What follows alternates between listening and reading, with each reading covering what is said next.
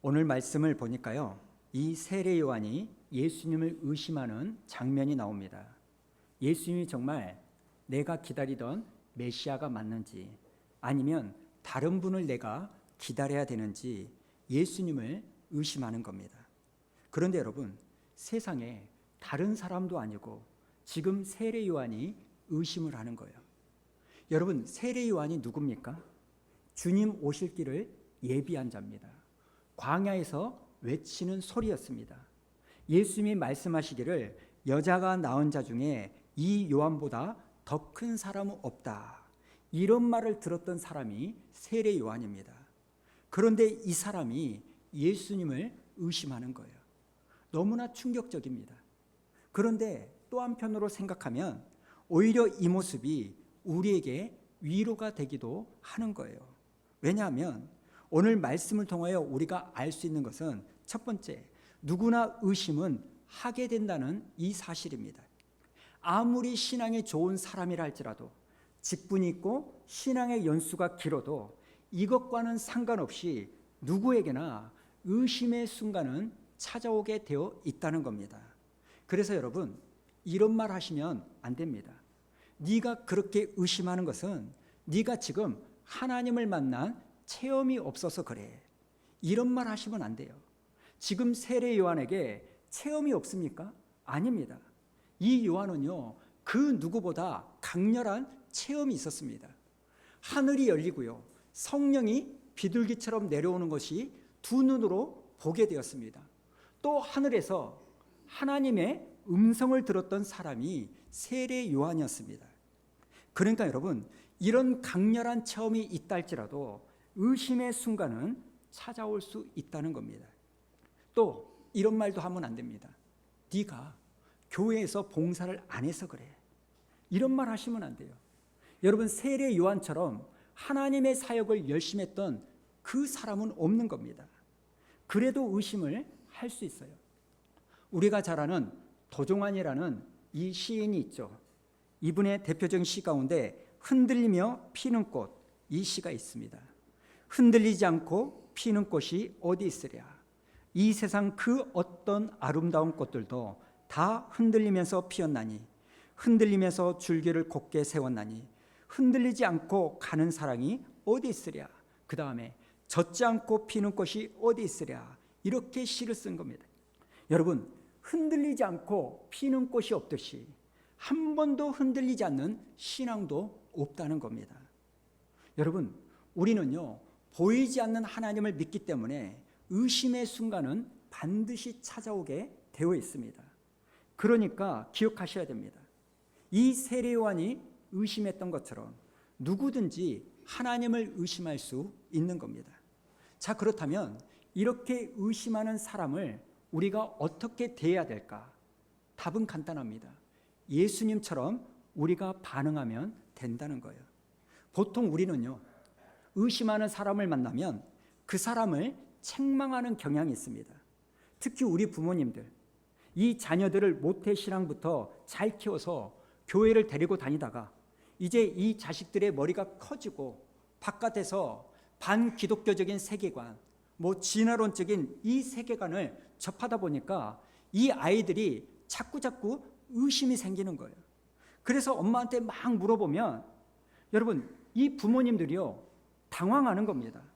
그래서 부모님이 그런 질문을 받으면 보통은 이렇게 말합니다. 야, 좀 쓸데없는 이야기 하지 마. 그냥 믿어. 교회나 잘 다녀. 그럴 시간 있으면 성경이나 좀 읽어. 여러분, 그런데요, 이게 과연 성경적 반응일까? 아니라는 겁니다.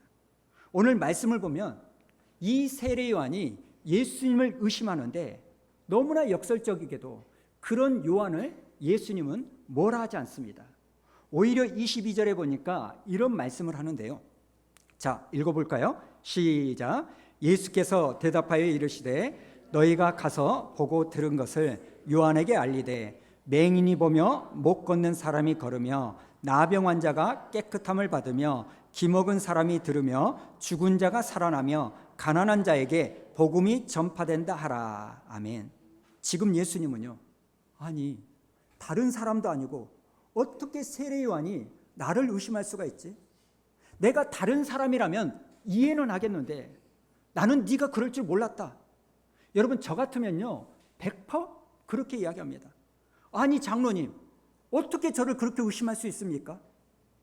이렇게 말할 것 같은데 우리 예수님은 결코 그렇지 않습니다. 그리고 이때만이 아닙니다. 요한복음 20장을 보면 의심하는 제자 도마가 나오죠. 부활하신 예수님을 제자들이 만났다는 이 이야기를 들어도 믿지 않아요.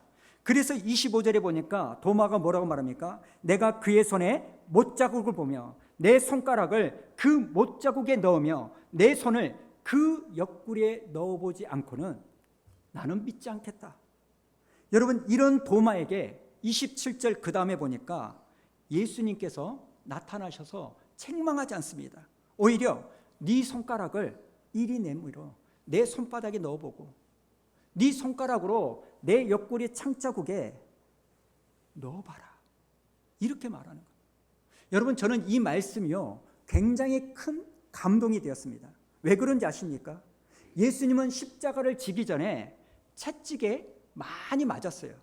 그럼 온몸이 어떻게 되었을까요? 피투성이가 됐을 거예요. 온몸에 멍자국과 상처 자국이 가득했을 거예요. 예수님 몸에 흉터가 있는 게 정상입니다. 그런데 예수님께서 십자가에서 3일 만에 부활하신 다음 그 예수님의 몸은 온통 깨끗하게, 그 모든 상처와 흉터는 다 사라진 깨끗한 몸이 된 줄로 믿습니다. 그런데 여러분, 상처투성이인 이 예수님의 몸이 깨끗하게 변화되었을 때 남겨두신 게 있다는 거예요. 그게 뭐예요? 손에 있는 못자국, 옆구리에 있는 창자국은 재생을 안 하고 남겨두셨어요. 이거 누구를 위해서일까요? 의심하는 도마, 그 한 사람을 위하여, 믿음 없는 도마 한 사람을 위하여 당신의 흉터와 상처를 그대로 두신 거예요. 여러분, 우리 예수님은 그런 분이신 줄로 믿습니다. 의심하는 사람 뭐라 하지 않고 오히려 믿을 수 있도록 증거를 보여주시는 분이 예수님입니다. 그러니 여러분, 우리가 믿음이 흔들리고 의심하는 사람을 만날 때 이런 예수님의 모습을 배우는 저와 여러분 되기를 축복합니다. 로마서 14장에서도요 의심하는 사람에게 이렇게 하라고 사도 바울이 말하죠. 1절에 보니까 믿음이 연약한 자를 너희가 뭐 하라고요? 받되 그 다음에 그의 의견을 비판하지 말아라. 믿음이 약한 자를 만나면 비판하지 말고 받아주라는 거예요. 또 베드로전서 3장 15절에도 이렇게 말합니다. 너희 속에 있는 소망에 관한 이유를 묻는 자에게 대답할 것을 항상 준비해라. 의심하는 자 비판하지 말고 받아줘라. 그리고 우리 안에 있는 소망의 이유에 관한 그 답을 항상 준비하고 있으라고 말하는 거예요. 그런데요, 우리의 문제는 뭡니까? 대답할 준비가 안 돼 있어요. 할 말이 없는 거예요. 그러다 보니까 하는 말이 뭡니까? 아, 시끄러워. 네가 기도 안 하니까 그런다고. 우리는 이런 말밖에 할 게 없는 겁니다. 사실 저는요, 오늘 말씀에서 왜 세례 요한이 이렇게 예수님을 의심하게 되었는지 금방 찾아냈습니다. 여러분, 세례 요한이요 실족한 이유가 있습니다. 22절에 보니까 예수님이 뭐라고 말합니까? 맹인이 보고 못 걷는 사람이 걷고 나병 환자가 깨끗해지고 죽은 자가 살아난다. 여러분, 이 일이 대단한 일이긴 하지만 그 당시에 예수님을 따라다니는 사람들에게는 너무나 쉽게 보던 장면이었습니다. 예수님만 꾸준히 잘 따라다닌 그 사람이라면 병든 사람이 고침이 받는 거 여러분 어렵지 않아요. 자주 보던 일입니다. 그런데 오늘 말씀을 유추해 보건대 지금 세례 요한은요 이 장면을 본 적이 없는 것 같아요. 그래서 예수님께서 너희가 가서 요한에게 말해줘라. 맹인이 보고 못 걷는 자가 걷게 되고 기먹은 사람이 듣는다고 세례 요한에게 말해주라. 자, 그렇다면 여러분 잘 생각해 보세요. 왜 이렇게 다른 사람들은 흔하게 알 수 있는 이 일들을 왜 세례 요한은 몰랐을까요? 이유는 간단합니다. 지금 현재 이 세례 요한은요 감옥에 갇혀 있기 때문에 그렇습니다. 그런데 성경을 가만히 보면 이 세례 요한이요, 감옥에 갇힌 다음에 예수님께서 이러한 사역을 시작하신 게 아닙니다. 성경은 분명하게 말하는데 예수님이 이런 사역을 시작하실 때 세례 요한도 또 다른 장소에서 여전히 세례를 주고 사역을 했다는 거예요. 그런데 여러분, 이것을 세례 요한이 잘못하고 있는 겁니다. 여러분, 세례 요한은요, 광야에서 외치는 소리였습니다. 주님 오실 길을 예비한 사람이었습니다. 그렇다면 여러분, 세례 요한의 사명은 어디까지일까요? 예수님이 이 땅의 메시아로 오실 때까지만 세례 요한의 사명입니다. 외치는 자의 사명, 언제까지 감당해야 됩니까? 예수님이 나타나기 전까지만 그 사명을 감당하면 되는 겁니다. 자, 그렇다면 이 세례 요한은요, 요단강에서 예수님께 세례를 줬다면 이제 뒤로 물러나야 했다는 거예요. 더 이상 일을 하면 안 됩니다. 그런데 이 세례 요한은요, 계속해서 사역을 했던 걸로 보이는 거예요. 그 증거가 뭐냐? 요한은요, 자기의 제자들을 따로 남깁니다. 원래 요한의 제자들은요, 이제 예수님을 따라다녀야만 했던 겁니다. 그런데 여전히 요한을 따라다니던 그룹들이 있는 거예요. 그리고 이 그룹들이 어떤 일을 하냐? 예수님을 적대합니다. 자, 마태복음 9장 14절 우리 한번 읽어볼까요? 시작. 그때 요한의 제자들이 예수께 나와 이르되 우리와 바리새인들은 금식하는데 어찌하여 당신의 제자들은 금식하지 아니하는가? 그러니까 여러분, 예수님이 사역을 시작하면 이제 요한의 제자들, 이 그룹은요, 있으면 될까요? 안 될까요? 안 됩니다. 근데 그대로 있는 거예요. 그러다 보니 나중에 예수님을 대적하는 바리새인과 한 편을 먹는 거예요. 여러분, 지금 세례 요한의 잘못이 뭔지 아시겠습니까? 저는 이걸 발견했습니다. 예수님이 등장하면 이 세례 요한은 바로 역사의 뒤안길로 사라져야 됩니다. 말은 그는 흥해야 됐고 나는 세해야 되겠다 이렇게 말하지만 실상은 여전히 일을 하고 있는 거예요. 아니, 오히려 본인이 먼저 예수님을 따라다녀야 했습니다. 그렇게 따라만 다녔다면 맹인이 보고요, 못 걷는 사람이 걷게 되고 나병 환자가 깨끗하게 고침을 받는 이 모습을 다 봤을 거예요. 그런데 예수님을 만나고 나서도 여전히 이 요한은요, 주님을 따라다니지 않았던 거예요. 만약 저 같으면 이런 요한에게 이렇게 책망했을 거예요. 네가 지금 왜 의심하는지 모르겠니? 네가 나를 만나고 나서도 나를 안 따라다녀서 그래. 네 사명은 광야에서 외치는 소리인데 내가 왔음에도 불구하고 왜 사역을 멈추지 않고 네 혼자 독자적으로 일을 하고 있니? 그래서 네가 지금 나를 의심하는 거야. 저 같으면 반드시 이렇게 책망했을 것 같아요. 그런데 예수님은요, 절대로 책망하지 않습니다. 너 이리 와서 앉아봐. 내가 보니까 너 지금 기도 안 해서 그래. 예배 드리는 태도가 글러먹었어. 너 지금 친구를 잘못 사귀었어. 여러분, 이렇게 해서, 이렇게 지적해서 해결될 문제가 아니라는 겁니다. 물론 답답하겠지만 의심하는 사람, 실족하는 사람을 받아주고 우리가 그 사람에게 대답할 것을 준비하는 우리가 되기를 축복합니다. 그런데 여러분, 가만히 보면 사람마다 의심하는 원인이 다르고 불신앙의 원인이 다릅니다. 또 불신자가 하는 의심의 이유와 신자가 의심하는 이유가 다르다는 겁니다. 여러분, 불신자의 경우 대부분의 의심은 뭔지 아십니까? 지적인 의심입니다. 불신자는요, 하나님이 정말 있는가? 어떻게 기독교만 절대 진리라고 독선적으로 말할 수 있는가?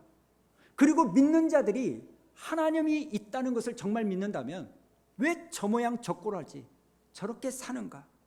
여러분, 불신자들에게는 이런 질문이 있다는 것을 아셔야 됩니다. 존 셜비 스퐁이 이런 말을 했습니다. 한번 보여주실래요? 머리가 거절하는 것은 결코 가슴이 애배하지 못한다. 당연한 말이죠. 내 머리로 이해가 안 되는데 어떻게 내가 가슴으로 믿습니까? 우리는 이런 분들에게 어떻게 대답을 해야 될까요? 죄송합니다만 여러분, 공부가 필요합니다. 하나님은 우리에게요 이성을 주셨습니다. 여러분, 기독교는요 맹목적인 종교가 아닙니다. 덮어놓고 믿는 종교가 아닙니다. 제가 목회를 해보니까요, 어떤 분들, 특별히 이성적인 분들, 굉장히 합리성을 따지는 분들은요, 합리적인 공부를 해서 납득이 돼야 하나님을 믿는 사람들이 많습니다. 그래서 우리는요 공부를 해야 되는 겁니다. 여러분, 믿지 않는 사람들에게 예수 믿는 것이 실상은 더 합리적이고 이성적일 수 있다는 것을 우리가 공부를 통하여 알려주어야 됩니다. 물론 근본적인 한계는 있습니다. 우리 인간의 이성으로 하나님을 다 알 수는 없습니다. 우리의 설명은요 항상 2%가 부족합니다. 당연하죠. 어떻게 우리가 하나님을 다 압니까? 내가 하나님을 다 안다? 그러면 그분은요 하나님일 수가 없습니다. 그런데 여러분, 그럼에도 불구하고 하나님은 우리에게 주신 이 이성을 사용하기를 원하십니다. 그래서 여러분이 공부하자면 안주하시는데 이번 추석 지나고 나서 성경 공부가 개강될 테니까 다 하셔야 돼요. 공부하셔가지고 이론적으로 논리적으로 어느 정도는 설명할 수 있는 그 답을 우리가 가지고 있어야 됩니다. 자, 그런가 하면 믿는 신자의 의심은 좀 다릅니다. 제가 보니까요 신자는 크게 두 가지 상황에서 의심을 하는데, 첫 번째가 뭐냐, 내 생각과 너무나 다른 하나님을 만날 때 우리는 의심하고 실족합니다. 그리고 또 다른 하나가 뭐냐, 내 삶에 고통이 닥칠 때, 내 환경이 지옥 같을 때, 아니 선하시다는 하나님이, 사랑이라는 하나님이 어떻게 나에게 이런 일을 허락하실 수 있나, 그때 우리는요 의심하고 실족합니다. 사실 세례 요한이 오늘 의심한 이유는 이거 아닙니까? 첫 번째, 자기가 생각하던 메시아 상과는요 예수님이 조금 다른 거예요. 자기 생각에는 메시아가 이 땅에 오면 이런 일, 이런 일, 이런 일을 할 줄 알았는데 예수님이 그런 일은 안 하는 거예요. 그래서 의심이 드는 겁니다. 그리고 또 다른 하나가 뭐냐, 자기는 지금 어디에 갇혀 있어요? 감옥에 갇혀 있는 거예요. 얼마 전에 어느 분도 1.8평 그 독방이 너무나 좁아가지고 생존이 어렵다 이렇게 말할 정도인데, 그 옛날 감옥은요 얼마나 힘들겠습니까? 여러분, 이런 감옥과 같은 그 환경에 내가 갇혔을 때 우리는 세례 요한과 같이 의심을 하는 거예요. 여러분은 언제 의심하고 언제 실족하십니까? 사랑하는 가족이 갑자기 죽었을 때, 내가 그렇게 믿고 기도했는데도 불구하고 내 기도가 응답되지 않을 때, 내가 주일 예배에 빠지지 않고 봉사를 할 수 있으면 끊임없이 하고 있는데도 내 삶에 불행이 닥치고 문제가 생기고 병이 찾아오고 실패를 만났을 때, 하나님 살아계시다면서요. 살아있다면 어떻게 나에게 이러실 수 있습니까? 어떻게 이런 지옥과 같은 환경을 나에게 줄 수 있습니까? 여러분, 우리 신앙인들은요 이런 환경을 만나면 실족하고 의심하게 되어 있습니다. 여러분, 우리는 이런 사람들에게 어떻게 해야 될까요? 답은 딱 하나예요. 예수님이 하신 대로만 하면 됩니다.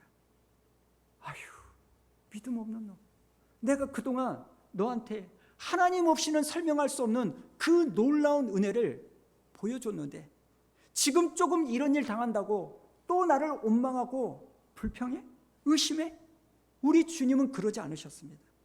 여러분, 22절을 다시 한번 보여주시면 뭐라고 말합니까? 맹인이 보고 못 걷는 사람이 걷고 나병 환자가 깨끗함을 얻고 죽은 자가 살아나고 가난한 자에게 복음이 전파된다. 여러분, 이 말씀은요 내가 행하는 이 능력을 보고 나를 믿어라, 그 의미가 아닙니다. 여러분, 여기에 나오는 22절은요 구약의 이사야서 61장을 인용한 말씀이에요. 그러니까 지금 예수님은요, 의심하는 요한에게 너의 지금 그 감정, 그 환경, 그 상황이 어떠하든지 간에 말씀을 기억해라. 기록된 말씀에 메시아가 오면 이런 일이 벌어진다고 하는데 지금 그 일이 일어나고 있다고 전해줘라. 여러분, 이 말은요, 다른 일 신경 쓰지 말고 그러할수록 기록된 말씀을 가까이 하고 그 말씀을 신뢰해라, 이런 뜻인 줄로 믿습니다. 여러분, 의심하는 사람에게 우리가 해줘야 되는 거 다른 거 아닙니다. 덮어놓고 믿어, 덮어놓고 기도해, 아닙니다. 우리는 예수님이 하신 그대로 말씀으로 그 사람을 위로해주고 말씀으로 그 사람을 권면해 줘야 될 줄로 믿습니다. 오늘 이해할 수 없는 이 고통을 당하는 이 그런 분들에게 뭐라고 말해야 되냐? 선하신 하나님을 의심하는 사람들에게 우리가 말씀으로 권면해야 되는 거예요. 네가 지금 하나님을 만난 체험이 없어서 그래, 네가 기도를 안 해서 그래, 이렇게 정죄하면 안 되는 거예요. 로마서 8장 28절에 보니까 우리가 알거니와 하나님을 사랑하는 자 곧 그의 뜻대로 부르심을 입은 자들에게는 모든 것이 합력하여 선을 이루느니라. 우리는 이 말씀으로 위로를 해주는 겁니다. 그런데 지금 고통당하는 사람들에게 네가 그럴 때부터 알아봤어, 이렇게 정죄하면 안 되는 거예요. 집사님, 지금은 우리가 이해가 되지 않아도 우리는 현재만 보기 때문에 이해할 수 없지만 하나님은 우리의 과거와 현재와 미래를 동시에 보시는 분이기 때문에 여기에 우리가 알 수 없는 어떤 섭리가 있을 겁니다. 그러니까 너무나 쉽지 않겠지만 모든 것을 합력하여 선을 이루시는 하나님을 기대하며 조금만 더 견뎌보시게요, 조금만 더 버텨보시게요. 제가 집사님과 함께 하겠습니다. 여러분, 이게 성도가 성도에게 해줘야 될 권면일 줄로 믿습니다. 여러분, 정답을 말해줘야 될 때가 있어요. 그러나 정답을 말해준다고 해서 문제가 해결되는 건 아닙니다. 사실 우리는요, 과거의 고난을 많이 겪어봤다 할지라도 또 지금 내가 고난을 만나면 또 나는 힘이 듭니다. 과거에 내가 산전수전 공준전 다 겪었다 해가지고 지금 내가 만나는 이 고난이 힘들지 않는 건 아닙니다. 우리는요, 사실 이 고통이 우리에게 어떤 의미가 있는지를 잘 모릅니다. 폴 블랜드라는 박사님이 계세요. 이 폴 블랜드는요, 인도에서 나병 환자를 돌보던 의사입니다. 이분이 나병 환자들과 공동체 생활을 하면서 놀라운 사실 하나를 발견했다고 합니다. 그게 뭐냐? 나병 환자들의 가장 큰 문제가 뭐냐? 이 환자들은요, 고통을 느끼지 못하는 것, 이게 그들의 가장 큰 문제였어요. 지금 펄펄 끓는 솥을 들고 있는데 뜨겁다는 통증을 느끼지 못하니까 나중에 보면 그 솥을 들고 있는 이 손이요, 시커멓게 타 있는 거예요. 밤에 잠을 자는데 통증을 느끼지 못하니까 쥐새끼가 자기 엄지발가락을 갉아먹어도 통증을 못 느끼니까요, 아침에 일어나고 딱 보니까 자기 엄지발가락이 없는 거예요. 여러분, 고통과 통증이, 고난이 재앙인 줄만 알았는데 오히려 이 고통을 느끼지 못하는 것이 더 큰 저주일 수도 있다는 걸 이분이 깨달은 거예요. 그래서 이분이 어느 날 인도에서 저 멀리 영국 런던으로 배를 타고 출장을 갑니다. 그래서 런던에 도착해서 숙소에 짐을 풀고 밤에 잠을 자려고 하다가 우연히 자기의 뒤 발꿈치를 딱 긁는데 아니, 아무런 감각이 느껴지지 않는 거예요. 그러다 겁이 덜컥 났다는 겁니다. 나도 혹시 나병이 걸렸나? 너무나 두려워서 바늘을 구해가지고 와가지고요, 자기 발 뒤꿈치를 막 찌르는데도 통증이 안 느껴지는 거예요. 이분이 그것 때문에 너무나 혼란스럽고 절망이 느껴져가지고 하나님, 나도 나병에 옮은 겁니까? 그렇게 조심을 했는데 어쩌다가 내가 이 병에 걸린 겁니까? 하나님 어떻게 그럴 수 있습니까? 내가 나병 환자에게 그렇게 헌신했는데 내가 이렇게 병에 걸리면 이제 이 사람들은 어떻게 되는 겁니까? 이렇게 낙심과 원망과 불평을 하면서 겨우 잠을 자는 거예요. 그리고 다음날 일어나가지고 혹시나 하는 마음에 자기의 발 뒤꿈치를 바늘로 푹 찔렀더니요, 악! 하면서 비명이 터져 나와가지고 엄청난 고통이 느껴지는 거예요. 근데 이 통증 때문에 막 펄쩍펄쩍 뛰는데 이분이 환호성을 질렀다는 거예요. 하나님, 고통을 주신 하나님 너무나 감사합니다. 바로 그전에는 이 고통은 저주고 눈물이고 아픔이었는데 지금은 이 고통이요, 축복이고 살아있다는 것을 느끼는 거예요. 사실 우리는요, 당연히 고통과 통증, 고난은 달갑지 않습니다. 어떻게 고난과 고통을 좋아할 수 있습니까? 저도 여전히요, 원인을 알 수 없는 이 통증 때문에 너무나 힘이 듭니다. 진통제를 먹어도요, 잘 듣지 않아요. 너무 아플 때는요, 밤에 진통제를 서너 번 먹고 깰 때가 많습니다. 그래서 저는 이 통증만 없어도 내 삶의 질이 얼마나 좋아질지 알고 있는 사람이에요. 여러분, 고통은 고통이고 통증은 통증입니다. 고통이 행복이고 고통이 기쁨이다? 그런 사람은요, 병원에 가셔야 돼요. 그런데 여러분, 이 고통이 있기 때문에 때로는 우리에게 유익함도 있을 때가 있는 거예요. 내가 이 고통을 느끼지 못하면 우리는 더 큰 재앙을 만날 때가 많습니다. 그래서 C.S. 루이스라는 이분이요, 이렇게 말합니다. 고통은 기먹은 세상을 깨우는 하나님의 메가폰이다. 하나님이 아무리 말해도 깨닫지를 못하니까 고통이라는 이 메가폰을 내 귀에 대고 소리를 내게 만드는 거예요. 우리 인생에 여러분, 이 고통이 없으면 하나님을 찾지 않습니다. 고통이 없으면 내 인생에 지금 무슨 문제가 있는지도 모르고 삽니다. 그러나 잠잠한 내 인생에 고통이라는 파문이 일어나면 내 자식에게 문제가 생기고 직장에 문제가 생기고 원치 않는 병이 찾아올 때, 그런 순간적으로 하나님을 내가 원망하기도 하지만 결국 그것 때문에 하나님을 찾게 된다는 이 사실입니다. 그래서 고통은요, 때론 하나님이 여러분을 부르시는 메가폰인 줄로 믿습니다. 그렇기 때문에 우리는 그런 위로를 해야 돼요. 집사님, 지금 집사님이 당하는 이 고통의 크기, 저는 절대 알 수 없습니다. 그것 때문에 너무나 힘들고 너무나 죽을 것 같을 겁니다. 그러나 지금 잘 견디고 잘 버티셔야 됩니다. 하나님께 욕하고 하나님을 원망하더라도 하나님께 나아가 눈물로 씨를 뿌리면 하나님은 반드시 기쁨으로 단을 거두겠다고 말씀하셨습니다. 집사님, 힘을 내시게요. 이런 권면을 여러분이 해주는 은혜가 있기를 축복합니다. 여러분, 좀 불경스러운 이야기지만 힘들면요, 사람 말고 하나님께 욕하세요. 욕. 하나님 욕해도 괜찮습니다.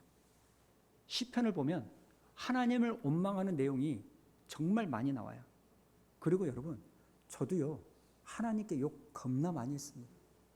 저번에 아프고 코로나 시즌 때 너무 힘들 때요, 제가 얼마나 하나님 앞에 열받았냐면, 내가 당신을 하나님으로 인정하지 않겠다. 그래서 제가 하나님을 뭐라고 부른지 아십니까?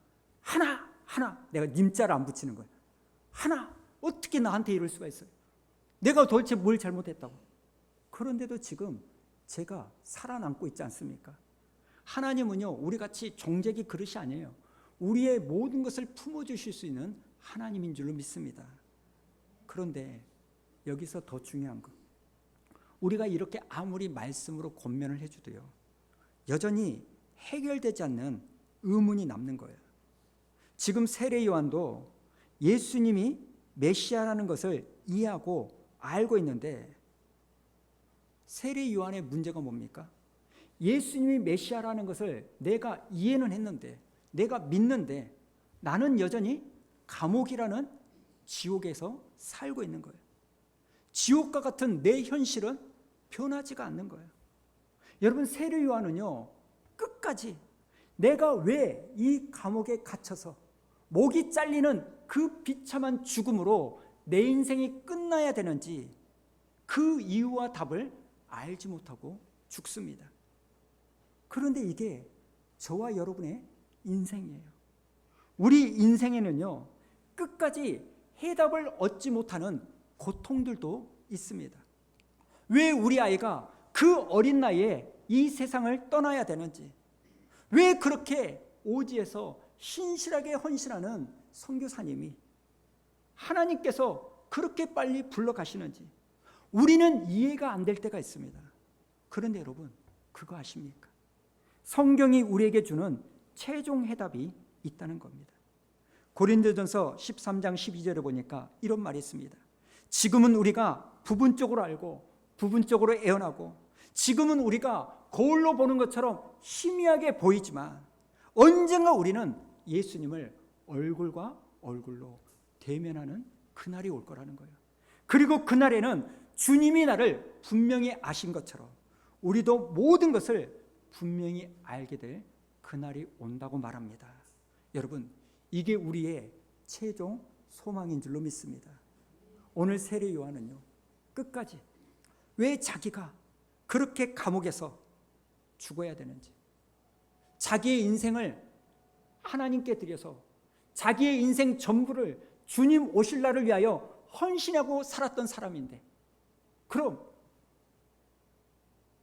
축복은 아니라도 저주는 안 당해야 되는데 왜 내 인생은 이렇게 초라하게 죽어야 되는지, 이 요한은요, 끝까지 답을 얻지 못하고 죽었지만 죽는 순간 이 세례 요한은요, 영광스러운 하나님 나라에서 그 모든 의심에 대한 답을 얻은 줄로 믿습니다.